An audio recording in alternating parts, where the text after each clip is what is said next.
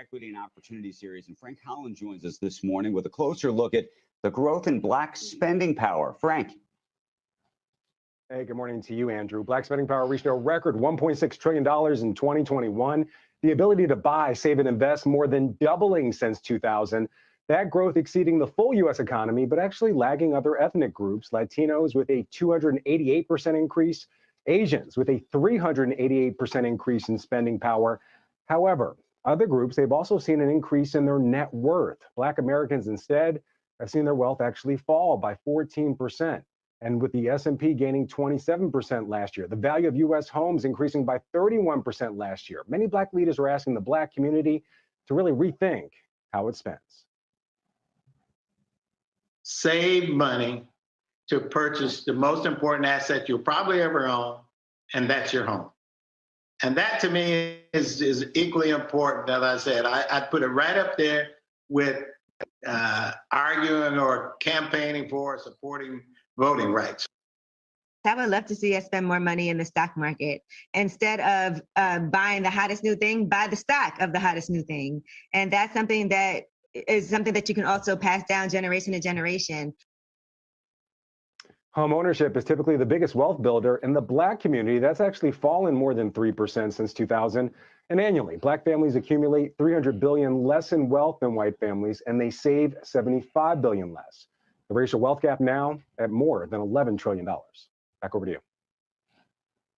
Frankie, the statistics are startling and fascinating in so many different ways. Do business leaders and other experts have thoughts on how to stop the trend and what's really behind it? Yeah, of course. I mean, some of it is simply allocating more capital to assets that at least have the potential to appreciate, things like houses, stocks, and bonds. Other reasons are systemic, and that's why about 1 out of every 5 Black family has a negative net worth. Right now, systemic issues, redlining in housing, disparities in education, and other issues that are going to take a longer time to address. Casting. Amos Wilson, our topic is the psychology of self-hatred among global African people. And we had a caller just a moment ago who raised the economic dimension, and certainly, I guess, the economic possibility. I constantly have had conversations about the potential that we have in terms of being an economic force. And there's no point in repeating the numbers of us who are in churches, community organizations, and how in just one weekend, we could raise, obviously enough money to create our own banking system in one weekend. Professor Wilson, that last caller was reaching out. That's in part the effect of the self-hatred, which leads to a squandering of economic resources.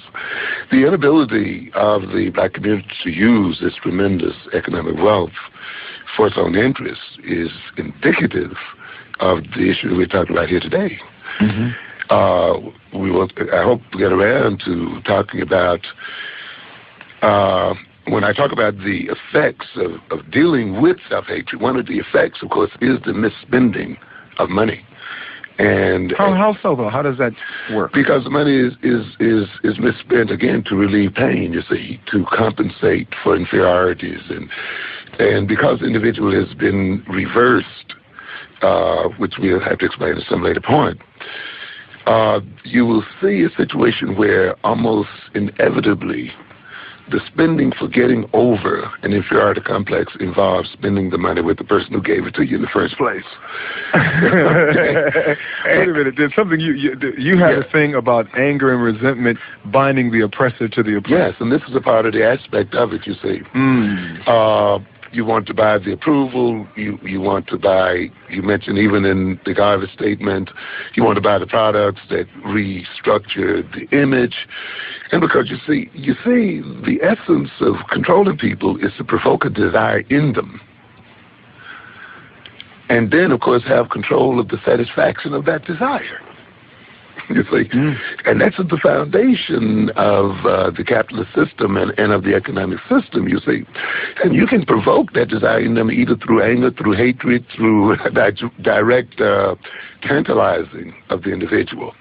See, the key to being in the ruling class is to create desire first and to have control over the resources for the satisfaction of the desire. So provoke a desire, then service the need. Then service the need. Yeah. But you also lay the conditions down for getting the need service, and that way you create the behavior in the process. and you create the personality in the process. So, and those who can't get into that don't fit. No, not at all. So, so the idea is, if you feel, if you're cursed, often we say your behavior then will involve trying to get the person to remove the curse, which sends you back to the individual, asking their acceptance. And of course, often they will make a few demands on you, which you have to fulfill before you can gain that acceptance. On September 27th, 2000, USA Today printed an article about racial and ethnic household incomes hitting an all-time high between 1989 and 1999. During that period, the median income of Black Americans was below Asians, whites, and Hispanics. The article indicated the income gap between rich and poor was not getting wider. The article implied that even though Blacks were on the bottom, they were not too far below Hispanics. Some conditions were improving for everyone. What the article failed to address was why Black Americans were still fixed on the lowest income rung. More specifically, it should have addressed why Asians and Hispanics, 90% of whom have been in the United States less than 30 years, have median incomes that are above or nearly double Black populations that have been here for over 400 years. There will never be a satisfactory answer to these questions as long as researchers and politicians continue to compare Blacks with other groups, then conclude that the reasons Blacks are still on the bottom is their own fault. Researchers have yet to analyze the race factors that make it possible for poorly educated immigrants to have better life opportunities than better educated Black Americans, according to the National Research Council. Hispanics only need an annual income of $3,000 to live in the same neighborhoods with Blacks who earn $40,000. Comparing Black income and wealth to ethnic income and wealth is like comparing apples to oranges. Black poverty has been fixed over time. It is gracious poverty that was given to them by centuries of exploitation and exclusion. Yet Blacks are consistently lumped in with newly arriving immigrants who brought poverty into the country with them. Their poverty is typically eradicated within one generation. The 18th generation of Black poverty is accepted as the norm and basically ignored. Happy Monday, I'm Joseph Ward, and welcome back to On the Shoulders of Giants. You know, every Monday we do our book reading and reviews, and we're continuing our reading of Dr. Claude Anderson's book, Powernomics, the National Plan to Empower Black America. And I am picking up on my second part of chapter 5, starting out on page 135. Economic action step number 3, focus on wealth building and restoring the economic intent of the original civil rights laws. And that is about the bottom paragraph from chapter 135. So, Dr. Anderson is setting the foundation for talking about how Black wealth was put on the back burner. He was setting the foundation for how Black wealth was put on the back burner for civil rights laws and civil rights actions. Black poverty is something that has been pointed out, but also ignored at the same time. There have not been a lot of action that have been taken over the years and over the centuries to truly eradicate Black poverty. Black poverty is a sympathy selling point. Black poverty is something that nonprofit organizations that are non-Black can make loads of money off of, and some even Black nonprofit organizations who exploit their own and make loads of money off of. But Black poverty is not something that is truly going to be fixed because it's not in the interest of those who practice white supremacy. So if you practice white supremacy, why would you want to see Black poverty eradicated? Why would you even work to have Black poverty eradicated? Eradicating Black poverty is not a concern of white supremacists. It's a concern of Black people. So in order for us to eradicate Black poverty, we have to take the ball in our own hands and score. So he's going to get into how in the civil rights movement, in the early days of the civil rights movement, economics was the focus. But in the latter days of the civil rights movement up to now, social equality was more so the rallying cry rather than economic prosperity and stability for Black America. So the vision changed. We want to have the social acceptance, but no real economics to back up what we're doing. So we already don't have like land and countries to back us up, but we also don't have economics to back us up. And we can see now in 2023, we're still doing bad as a group of people when it comes to economics and lacking economics because we are still 100% dependent upon white America for our basic necessities and the infrastructural needs of Black America. But remember to like, comment, and subscribe. Hit that like button, hit that like button, hit that like button, getting those comments. Make sure the algorithm is picking this up. Shadow banning is happening.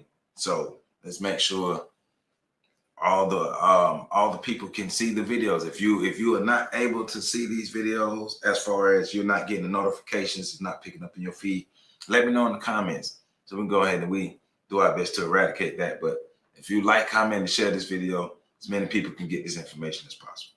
So let's jump back in to page 137, second paragraph. As implied earlier, civil rights in the United States isn't what it used to be, nor does it reflect the original laws or legal precedents today.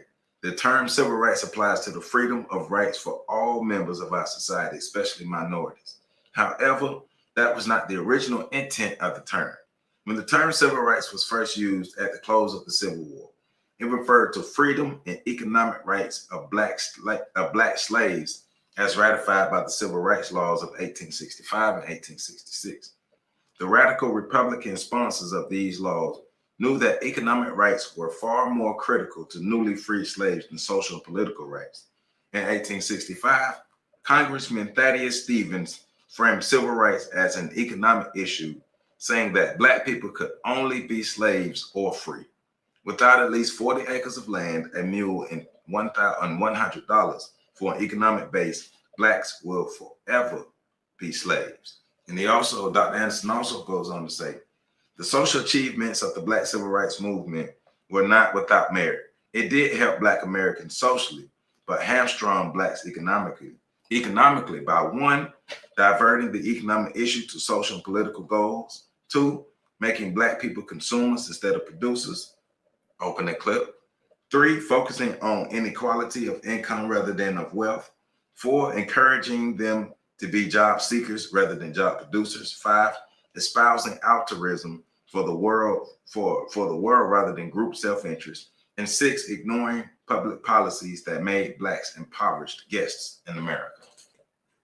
Now that makes me wonder, was the shifting of that focal points intentional to keep Black people oppressed economically or keep Black people on the bottom rungs economically? Because that's a major, the shift from a focus of economics to a shift of social equality is a major shift. It's a major paradigm shift. It's a major shift of energy. So we abandoned the economic, we abandoned us building our economics as the main focus to being accepted by white America as the main focus. And we can see we were never really accepted, and the economics just kept getting worse and worse and worse over the centuries and over decades. And even now, it's horrible now. We're slipping fast to being fourth-class citizens. As far as we talk about economics and politics, and when you're a fourth-class citizen, access to resources, especially an unorganized fourth-class citizen. So we've seen third and fourth-class citizens, i.e. Hispanics and Asians, get their stuff together. But unorganized fourth-class citizens, oh man, we headed for doom. We're headed for doom. The whole point of this book is to get to the root of it, is Black people working together. Black people getting over the bull and being able to work together in all areas of human activity. All right, economic action step number 4, counter the brain drain with businesses that aggressively attract Black talent from schools, the government, and corporate America. Yeah, this is one of my favorite parts. All right, economic action step number 4, counter the brain drain with businesses that aggressively attract Black talent from schools, the government, and corporate America. So if the mind is a terrible thing to waste, then Black America must stop the brain drain of its best and most talented people out of our Black communities. For centuries, Black parents have worked hard to demand, Black parents have worked hard and dreamed of sending their children off to get a good education so they could eventually get a good job in a white home, business, or community. Black parents have been no different from white parents who also worked and dreamed of sending their children off to get a good education so they could get a good job. The greatest difference between the parents is the way they perceive their children will put that good education to use.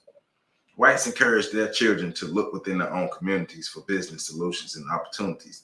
It is almost inconceivable to think of a Jew, Asian, or Hispanic telling their children to get a good education, then find a good job in a Black-owned business. Black people do not tell their children that either. It is very difficult to find whites, Asians, Jews, or Hispanics who have worked for Blacks. These groups wisely teach their children to use their training skills to take care of their own group first. Take care of your own group first. You hear that? Take care of your own group first.